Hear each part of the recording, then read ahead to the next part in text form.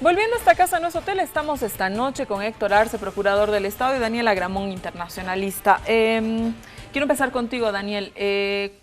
A ver, ¿cómo es esto de ir a juicios internacionales? ¿Por qué sucede? ¿Por qué se dan? ¿Cuáles son los tribunales internacionales? Hazle a la gente una introducción de qué se trata cuando un país va a un juicio internacional. Bueno, o sea, para comenzar así, resumiendo brevemente, habría que ver que esto viene del deseo de los países de tener inversión extranjera, ¿no? O sea, la teoría económica liberal, más que nada, nos dice que lo que necesitamos es capital para crecer. Sin el capital no hay crecimiento, no hay los modelos matemáticos de crecimiento, al final todo se reduce hasta al ICOR, al capital, a la tasa de capital que nos puede dar. Pero más que nada, después de la posguerra y ya en el auge del neoliberalismo en los 80s, la receta de organismos internacionales y de los países industrializados que tenían capital era, ¿quieren los demás recibir capital? Bueno, lo que tienen que hacer es garantizar que ese capital no se lo va a tratar de mala forma. Con esto, entonces, el capital va a fluir, ¿no? Y esta era la gran panacea. Entonces, todos los que queríamos capital, porque decíamos, ¿cómo vamos a crecer sin capital? No tenemos capital, la solución, inversión extranjera. Y uno tras otro hemos comenzado a tener tratados, algo que podamos mostrar a la comunidad internacional que el capital, el inversionista extranjero, no va a ser tratado de forma injusta, ¿no? Y bueno, esta fue como que, en resumen, lo que se hizo, pero ya a lo que se tiene ahora, ¿no? La evolución de este derecho internacional de protección de inversiones es pues muy complejo, porque al final lo que las empresas pedían más era tener ya no solo un tratamiento justo, sino un tratamiento por encima del propio Estado, ¿no? ¿Cómo es posible que una empresa se asegure que no va a ser privatizada, nacionalizada, o que sus intereses no vayan a ser afectados, ganancias futuras? Entonces era tener demandas en tribunales internacionales. Es un poco perverso lo que nos cuentas. Sí, ¿no? Porque al final muchos teóricos lo dicen. ¿Y quién tiene tanto poder para estar por encima de los estados? A ver, ¿cuántas empresas nacionales podrían estar por encima del estado y decir, bueno, si tenemos alguna controversia contigo, nos vamos a un tribunal internacional? Bueno, las empresas nacionales no la tienen, pero las internacionales sí, y era dependiendo del país que estés. Entonces, si tu país tiene un tratado bilateral de inversión, ¿no? El famoso el TBI con el país en desarrollo más que nada, porque al principio fueron solo norte-sur estos tratados y la inversión fluía del norte al sur. Entonces, ahí es cuando tu empresa está asegurada porque tu país tiene un tratado con ese país. Pero a la configuración que se ha dado ahora pues es totalmente diferente, ¿no? Porque tenemos que, si yo soy una empresa de Estados Unidos y quiero demandar a algún país, bueno, trataré igual de ver si hay un tratado, si no mi filial, si tengo filial en Canadá o si tengo la filial en Noruega, a ver si puedo demandarlas. Y últimamente esto se volvió ridículo, ¿no? Yo creo que el caso de Argentina que puede ilustrar, Argentina lo único que hizo fue, ante la crisis del 2000-2001, aplicar medidas internas, económicas, políticas. Tiene más de 40 juicios internacionales. ¿Por qué? Porque estas medidas, como por ejemplo devaluación del tipo de cambio. La especificación. Especificación, ¿no? Lo que hizo es afectar mis ingresos futuros. No estamos hablando de nacionalización, de privatización, ni de cambio en las reglas, como podrían algunos demandar, sino que esto fue que mis ingresos. O sea, yo voy, son desembarco a un país y a nombre del tratado puedo enjuiciar ese país porque ese país ha decidido mejorar por ahí las condiciones para sus ciudadanos, pero afectan mis intereses. Exactamente, pueden ser temas ambientales, pueden ser temas de seguridad pública. El caso de Uruguay, ¿no? Es emblemático porque Uruguay está con políticas muy duras contra el tabaco. Entonces Philip Morris tiene una demanda internacional por 2.000 millones o algo así, ¿no? ¿Por qué? Porque claro, está afectando sus intereses, está afectando sus ganancias futuras y Uruguay no tendría pues el derecho de prohibir tanto ya el tabaco. Y si es que esto llegaría a ganar, ¿no? Como mencionan los uruguayos, bueno, durante 2-3 años vamos a dejar de dar salud pública porque es más o menos el presupuesto que tenemos y lo que nos está pidiendo Philip Morris para que podamos resarcir sus intereses. ¡Qué barbaridad! Sí, ahí adentro en el set dicen que grave. Procurador, ¿cuántos litigios internacionales tiene Bolivia? Y si nos encontramos en algún caso en este tipo de situaciones, entendiendo que parte de la política clara, expresa del gobierno del MAS ha sido hacer las nacionalizaciones. Hemos escuchado, nosotros si algo escuchábamos sobre la nacionalización antes de que suceda la nacionalización, justamente en este periodo de crisis entre el 2002 y el 2005, era que si afectábamos los intereses de las empresas extranjeras, estas se iban a ir y que Bolivia ya no no iba a tener inversión extranjera, etcétera, ¿no? Entonces, había en nuestros líderes políticos del pasado mucho temor a la empresa extranjera. Pero ¿cuál es el resultado? Cuéntenos usted, cuéntele a los bolivianos de qué ha sucedido alrededor de las nacionalizaciones, cuánto estamos pagando en relación a lo que nos ingresa esto, qué significa, etcétera. Bueno, primero, Susi, yo suscribo lo que ha dicho Daniel, ¿no? Y la calificación tuya ha sido verdaderamente perverso, tremendamente perverso todo el montaje que se ha hecho para vaciarlos a los estados de sus recursos, de su capital, de su dinero, de su dignidad.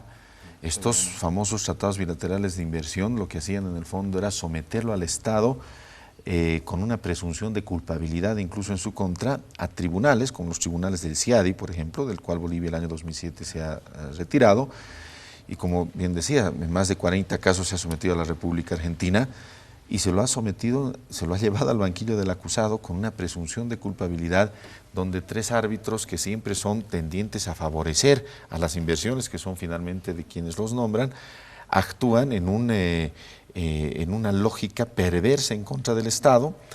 Si la empresa, por decirte algo, ha invertido o tenía que invertir 100 millones y la empresa resulta que por su inconducta, por su mala fe, por vernos a los países subdesarrollados como países en los que uno puede enriquecerse, puede hacer lo que quiere, como hicieron empresas con nuestro país. Ahí tenemos, por ejemplo, el caso de Sapsa, es un caso vigente, ¿no?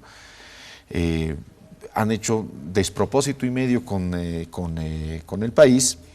Y bueno, no han invertido los 100 millones, solamente han invertido 50 millones, el país se ha dado cuenta y en protección de sus ciudadanos ante lo que pasaba, decide retirarla a la empresa o decide aplicarle una medida. Resulta que la empresa no te demanda los 50 millones que ha invertido, pese a que debía invertir 100, de acuerdo a su contrato. La empresa viene y te demanda 500 millones de dólares. ¿Y por qué hace eso? Y te dice, no, ¿sabe qué? Usted me ha afectado mi inversión y yo tenía una expectativa de aquí a 40 años y en 40 años iba a ganar 500 millones, así que usted me devuelve mis 500 millones. Y además me devuelve daños a mi imagen y me devuelve daños económicos y perjuicios y un poco más te pide daños psicológicos. Y esos tribunales te recibían esa demanda y la tramitaban y le volcaban toda la responsabilidad al Estado. El Estado iba en condiciones de inferioridad. Nosotros tenemos un abogado internacionalista, Eduardo Silva, un bufete muy prestigioso, otro de los grandes avances que ha hecho Bolivia también, además, como veíamos en el tema del mar, en materia de inversiones, tenemos un grupo muy sólido, muy fuerte en la Procuraduría, y en alguna conferencia ejemplificaba y decía, meterse en estos arbitrajes para el Estado es como entrar a jugar un partido perdiendo 3-0. Uno entra a jugar el partido perdiendo 3-0. Si te matas y realmente eres lo máximo, puedes meter 4 goles y no hacerte meter ni uno y acabas ganando el partido 4-3. Pero obviamente sabemos los que jugamos un poquito de fútbol, alguna vez hemos jugado en nuestra vida, que eso es absolutamente imposible. Es posible, pero muy difícil. Entonces, esa es la realidad. Y esa lógica, esa situación se ha convertido en una amenaza para los estados. Recordemos que es lo que vivíamos en Bolivia durante el gobierno de Sánchez de Lozada, durante el gobierno de Hugo Banzer Suárez. Primero que en Bolivia fuimos absolutamente irresponsables. Aquí en Bolivia no había ni siquiera una institución de defensa legal del Estado, como en otros países, en la Argentina hace más de 100 años, la Procuraduría del Tesoro de la Nación, en el Ecuador hace 90 años. En todo el mundo, en todos los países vecinos había Procuraduría. Aquí sin haber Procuraduría, 16 constituciones y a nadie le interesó quién defiende el Estado. Ese era el Estado antiguo, el Estado del pasado. Y pese a no haber ni siquiera Procuraduría, le metimos la firma 21, 22 tratados bilaterales de inversión. Y bueno, obviamente nos sometimos a este sistema sin que el pueblo conociera, sin que nadie supiera.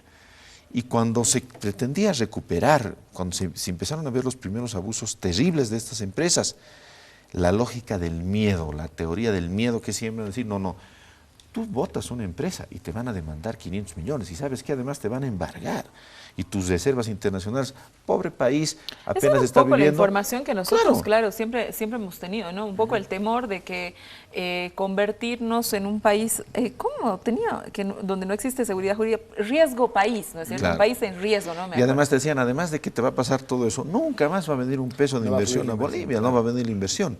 Y por eso los gobiernos, como el gobierno de Hugo Banzer Suárez, en abril del año 2000, Susi, prefirió salir y matar a la gente y se mataron a bolivianos en Cochabamba en la Guerra del Agua en defensa de una transnacional, la empresa Bechtel, que era una empresa inglesa, pero que como decía Daniel, en este en esta promiscuidad y en esta realmente jocosidad de abuso que se ha dado, apareció como si fuera una empresa holandesa y nos demandó con el Tratado de Holanda porque el Tratado de Holanda parecía que era el mejor.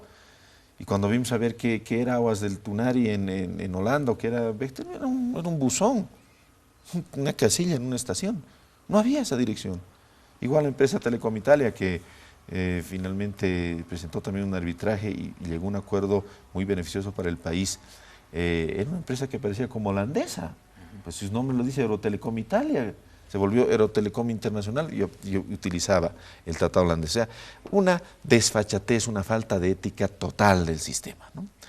Y obviamente nosotros teníamos, y el presidente Evo tenía la gran disyuntiva de decir o nos sometemos, hacemos lo que hizo Banzer, hacemos lo que hicieron otros gobiernos que prefirieron matar por una empresa que al final igual se fue, porque Aguas del Tunari igual se fue por la voluntad del pueblo, fue una victoria que costó vidas a la gente y ahí empezó todo este cambio, esta transformación en abril del año 2000 justamente, te debes acordar, nos acordamos todos, y hace más de 15 años, ¿no es cierto? La disyuntiva era o los enfrentamos o nos sometemos. Y siempre la decisión sabia del presidente Evo, el coraje y la determinación, a partir del año 2006 los enfrentamos. Nacionalizamos los hidrocarburos con una fórmula extraordinaria, no le tuvimos miedo a las demandas que como que empezaron a llegar. El año 2007 nos vamos del CIAD y somos el primer país que con mucha dignidad le decimos, ¿sabe qué? Yo denuncio este convenio. Pero no va a venir más inversión, todo lo que decíamos. Vamos a ver. Ahí está. Ahí está el resultado 10 años después. ¿Qué inversión se ha ido? ¿Qué riesgo tenemos como país? ¿En qué nos ha ido mal? Hemos bajado 20% la extrema pobreza. Somos una referencia de crecimiento en la región. Nuestro modelo económico es estudiado en otros países. ¿Dónde está? ¿Dónde están los monstruos y los fantasmas? ¿Dónde está la intervención? ¿Dónde está un poco más los embargos? No hay nada, absolutamente nada. Nuevamente el coraje, la dignidad y la determinación de actuar nos ha valido estar donde estamos. Y bueno, para responderte a tu pregunta, Susi, nosotros somos el país que más ha nacionalizado, que más sectores estratégicos de la economía ha recuperado, que más se ha beneficiado de la nacionalización. Si hoy vivimos como vivimos, si hoy pagamos un doble aguinaldo, en diferencia hace 10 años que por octubre o noviembre el ministro de ese entonces tenía que ir a pasar la gorra para ver quiénes nos daban créditos y donaciones para poder pagar aguinaldos. Y no hay que irse muy atrás, ¿no? Es decir, el presidente Mesa hizo un préstamo para pagar los sueldos de diciembre. Los sueldos de diciembre, exactamente. Y bueno, esa era la lógica de ese Estado. Hoy somos un Estado que puede pagar un segundo aguinaldo, un Estado con gran crecimiento, el segundo país que crece en la región, con grandes índices de inversión. Eso se ha ganado gracias a la determinación y al coraje. Daniel, tú eres parte de muchos encuentros, muchas investigaciones internacionales, eres economista y además eres internacionalista. ¿Cómo evalúas la mirada que se hace de manera internacional a Bolivia? Tú que estás fuera del gobierno, ¿no? y que puedes intelectualizar muchísimo más de cómo se hacen los escritos, qué se dice de Bolivia, qué referencias, digamos, se hacen de nuestro país en ese sentido. Bolivia de verdad tenía mucho temor de ser un riesgo país. Por ahí nosotros sabemos que no lo somos, uno aquí vive muy bien, pero ¿cómo nos ven desde fuera? Bueno, en primer lugar, el año pasado con la Friedrich Ebert hemos organizado una conferencia en Buenos Aires sobre protección de inversiones, ¿no? Y era con funcionarios públicos, académicos, líderes de varios países. Y ha sido interesante lo que nos dijo una persona de Suiza, ¿no? Que trabaja en una ONG en Ginebra. Y claro, bueno, estas ONGs que por el neoliberalismo son llamadas las antiglobalización, ¿no? Pero nosotros sabemos que es más un movimiento de justicia global que hablar de antiglobalización. Pero ella nos decía, no, qué gusto conocerlos de Bolivia, ustedes dos. En su exposición dijo, ¿no? Y Bolivia ha denunciado sus 22 TBIs y ahí está Bolivia. O sea, ¿qué es lo que está sucediendo? ¿Dónde están los incendios? ¿Dónde está la convulsión social? Y nos dijo la persona de Suiza, o sea, ¿qué ejemplo? Y al CIAD y más se ha dado el gusto a Bolivia de decirle adiós. ¿Por qué? Porque nosotros no creemos en que hayan corporaciones que manejen el bienestar de los ciudadanos. No estamos hablando aquí tan teóricamente de que la inversión extranjera va a lograr A, va a lograr B. Estamos hablando de que son unos pocos que se benefician en el mundo y que todavía los países van a tener tratados para protegerlos. En ese caso, comenzaron las participaciones a mencionar, había alguien de Perú, de Chile, y nos decían, nosotros no solamente estamos ahora siendo los campeones en TLCs, sino que ahora vamos a ser los campeones en TBIs más. O sea, nuestros gobiernos lo que quieren es, al que se pase por adelante, ¿quieres firmar un tratado de inversiones? ¿Por qué? Porque queremos inversión. Entonces, claro, o sea, respetamos, ¿no? Cada país tiene su propia política económica. Pero el gran problema, y que determinamos esta conferencia, era, ¿no? ¿Qué pasa cuando no llega la inversión? Ya no es tanto hablar de que vas a firmar un tratado de inversiones sumamente duro, que vas a ceder soberanía en esto porque las demandas van a ser en tribunales internacionales, y qué casualidad, en París, Nueva York o en el CIADI. Sino que, ¿qué pasa? Que cuando ya has firmado igual no llega la inversión. Porque esto no te garantiza, lo que te garantiza es que a los que han venido les das unas condiciones sumamente favorables, están por encima del Estado. Pero ¿qué pasa cuando no han venido? Y en este caso también salió el ejemplo de Bolivia mucho, porque habían datos que mostraban que Bolivia era de los que tenía, a partir de 2005 más o menos, ¿no?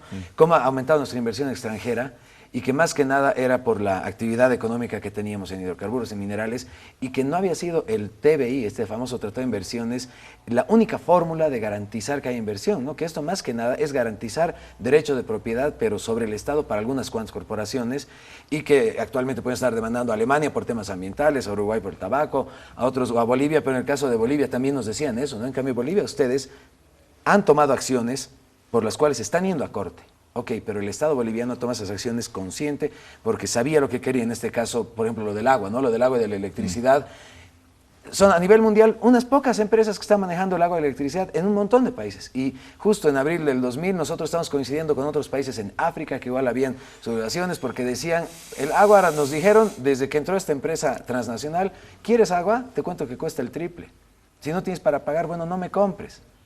Y estamos nosotros en la misma lógica, no solo que Bolivia en esto sí es mencionada mucho en estos ámbitos académicos, hemos tenido otra conferencia en Berlín sobre el mismo tema, y que, bueno, no había sido el acabose el no tener estos tratados, sino qué quiere el país como inversión, porque hay también este concepto que sale, ¿no? El de la inversión golondrina, que solamente es una inversión que llega, saca todo lo que quiere y se va.